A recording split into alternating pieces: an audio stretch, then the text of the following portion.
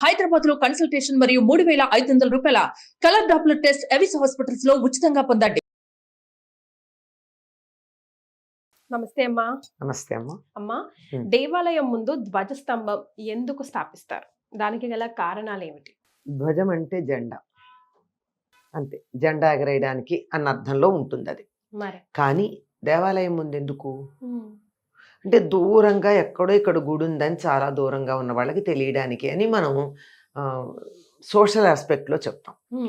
కానీ విషయం అది కాదు. ఏమంటే దేవాలయ ప్రణాళిక కనుక మనం చూసినట్టయితే మానవ శరీరం లాగా ఉంటుంది. మనిషి శరీరంలో ఏ అవయవాలు ఉంటాయో దేవాలయంలో అన్ని అవయవాలు ఉంటాయి.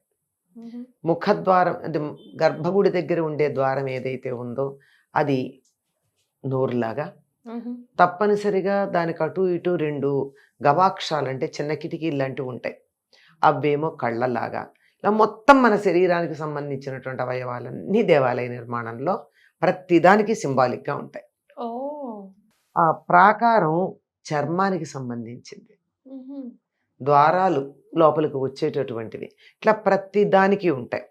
అలాంటి వాటిల్లో గర్భగుడి ఏదైతే ఉందో అది గర్భగుడి గుండె లాంటిది. ఆ గర్భగుడిలో సరిగ్గా దేవుణ్ణి ప్రతిష్ఠ చేసినటువంటి ప్రదేశం ఏదైతే ఉందో కింద యంత్రం అది వేసి అది గుండెలో ప్రాణం ఎక్కడుంటుందో ఆ ప్రాణానికి సరిగ్గా ఉండే ప్రదేశానికి సరిగ్గా అక్కడ ప్రతిష్ఠ జరుగుతుంది. మరి ఇదంతా ఉన్నాక మనిషి శరీరం నిలిచి ఉండడానికి, నిటారుగా ఉండడానికి కారణమైన దేవుడి శరీరంలో వెన్నుపూస. ఆ వెన్నుపూసకి ప్రతీకగా అక్కడ ధ్వజస్తంభం ఉంటుంది. మనిషికి వెన్నుపూస లేకపోతే ఏమవుతాడమ్మా? వేరే జంతువులకు కూడా ఉన్నాయి, వాటన్నిటికీ ఎలా ఉంటుంది? వెన్నుపూస భూమికి సమాంతరంగా ఉంటుంది. మానవుడికి ఒక్కడికే వెన్నుపూస లంబకోణంలో ఉంటుంది. అలా ఉండేటటువంటి లంబకోణంలో ఉండే వెన్నుపూసకి సంకేతంగా అక్కడ దేవాలయాలకి ఒక ధ్వజస్తంభం ఉంటుంది. ఈ ధ్వజస్తంభానికి అక్కడ ఉన్నటువంటి మూల విరాట్కి దగ్గర సంబంధం ఉంది. అదెట్లా కుదురుతుంది అంటే మూల విరాట్టుని స్థాపించినటువంటి చోట కింద రాగి రేకు మీద చేసిన యంత్రం పెడతారు. డబ్బున్నా వెండి పెట్టరు, బంగారం పెట్టరు, రాగే పెడతారు. యంత్రం ఉంటుంది. ఆ యంత్రం మీద నవధాన్యాలు, నవరత్నాలు ఇత్యాదులన్నీ ఉంటాయి. అలాగే ధ్వజస్తంభం కింద కూడా అక్కడ ఏ దైవాన్ని ప్రతిష్టాపన చేశారో ఆ దైవానికి సంబంధించిన యంత్రం ఏదైతే ఉందో తత్సంబంధమైనటువంటి యంత్రం ఈ ధ్వజస్తంభం కింద కూడా ఉంటుంది. ధ్వజస్తంభ ప్రతిష్టాపన కూడా చాలా ప్రధానంగా చెప్పుకుంటారు మూల విరాట్ ప్రతిష్టాపనతో పాటు. ఈ కింద ఉన్నటువంటి దీనికి ఈ పైన అడుగునేమో యంత్రం ఉంటుంది, పైన ధ్వజస్తంభం ఉంటుంది. ఆ ధ్వజస్తంభానికి పైన తప్పనిసరిగా లోహపు జెండా ఉంటుంది. జెండా అంటే మనకి ఎట్లా ఉండదు? కర్ర ఇలా ఉండి, కర్రకి ఇలా ఒక బట్ట కదా మనం జెండాగా పెడతాం. ఇప్పుడు ధ్వజస్తంభం కూడా ఇలా పొడుగ్గా ఉండి దాని నుంచి ఇట్లా లోహంతో బట్టలాగా ఇలా ఉంటుంది. అది జెండా కిందే లెక్క. అంటే దానికి చిరుగంటలు కూడా ఉంటాయి. లోహందే ఉంటుంది. ఏం కొయ్యది ఎందుకు ఉండదు? వస్త్రం ఎందుకు ఉండదు? లోహందే, ఏదో ఒక లోహం. సాధారణంగా పంచలోహాలో ఇత్తడో ఉంటాయి. దాంతో పాటుగా ధ్వజస్తంభం మొత్తం కూడా ఒక లోహపు తొడుగు ఉంటుంది, పైన కవర్ చేస్తారు కదా, ఉంటుంది. ఎందుకు ఇది అంటే ఈ ధ్వజస్తంభం అంతరిక్షంలో ఉండేటటువంటి ఏ దేవుడైతే ఇక్కడ ప్రతిష్టాపించబడ్డాడో ఆ దేవుడికి సంబంధించిన యంత్రం ఏదైతే ఉందో ఆ యంత్రం ఏ శక్తులను ఆకర్షించటానికి తయారు చేయబడిందో ఆ శక్తులని ఈ ధ్వజం ఆకర్షిస్తుంది. ఈ జెండా అది ఆకర్షించి ఈ లోహం ద్వారా కిందకి పంపడం జరుగుతుంది. ఆ కిందకి పంపింది కింద రాగి రేకు తగులుతుంది. ఈ రాగి రేకు అక్కడ గర్భాలయంలో ఉన్నటువంటి రాగి రేకుతో సంబంధం కలిగి ఉంటుంది. భూమిలో నుండి విద్యుత్ చక్కగా ప్రవహించి పెడుతుంది కదా శక్తి. రాగి గొప్ప విద్యుత్ వాహిక. ఏదైనా రాగే ఉంటుంది ఎలక్ట్రిక్ వైర్స్ లో లోపల. ఎందుకంటే విద్యుత్తుని ప్రవహింప చేయడానికి తన గుండా అత్యధికమైన శక్తి కలిగినటువంటి లోహం ఇనుము.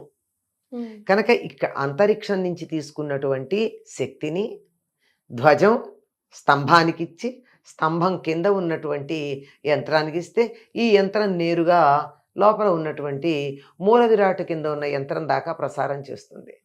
దానివల్ల మూల విరాట్కు శక్తి వస్తుంది. దాని చుట్టూతా మనం ప్రదక్షిణం చేస్తే ఏం జరుగుతుంది? దాని శక్తి మనకి అయస్కాంత శక్తిలాగా మనకు కొంత వస్తుంది.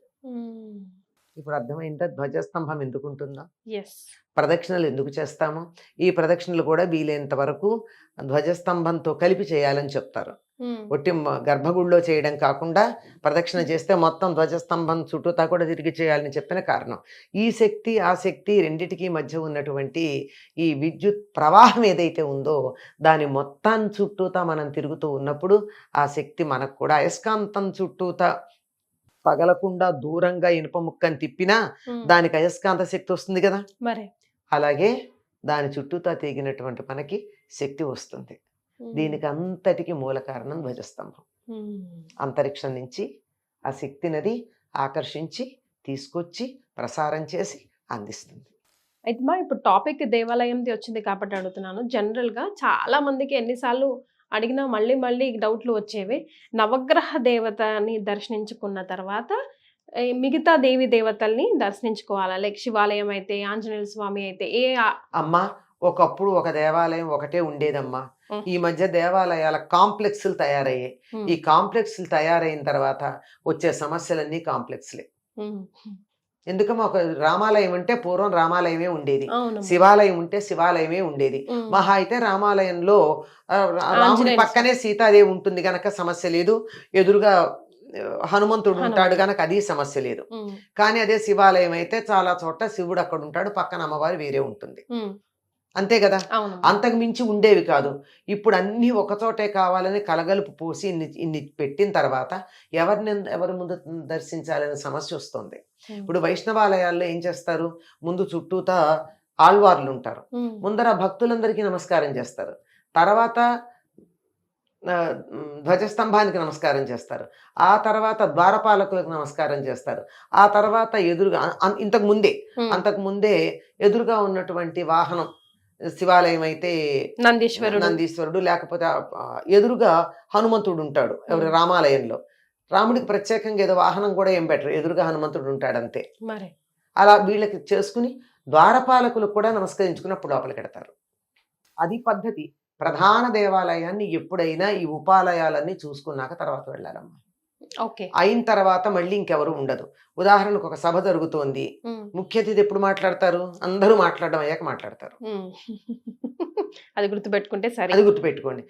అది ఒకటి ప్రధాన దైవం ఎవరు ఉన్నారో వాళ్ళని దర్శించుకున్నాక ఫైనల్ అయిపోయింది, ఇంకెవరి దగ్గరికి వెళ్ళాల్సిన పని లేదు. ఆయన అయ్యాక ఇంకోళ్ళ దగ్గరికి వెళ్ళామంటే ఏమైనట్టు? ఆయన చులకం చేసినట్టే కదా. మరి అంచేత ప్రధాన దైవం ఎవరుంటే వాళ్ళని చివరికి ఈ మధ్యలో ఉన్న వాళ్ళందరినీ మీ ఓపికంటూ చూస్తే చూడండి, చూడకపోయినా అంటే వైష్ణవాలయాల్లో అయితే ఆళ్వారు చూడాలని నియమం పెట్టుకున్నారు వాళ్ళు. మిగిలిన చోట్ల వేరే వేరే రకరకాల గుళ్ళు కట్టారు కదమ్మా, ఎన్నో ఉన్నాయి. నేను అవన్నీ పేర్లు చెప్పను, మరి అవన్నీ చూసుకుంటూ వెళ్ళాలా? ఇష్టం ఓపుకుంటే చూడండి, లేకపోతే లేదు. థ్యాంక్ యూ సో మచ్ అమ్మా, నమస్కారం.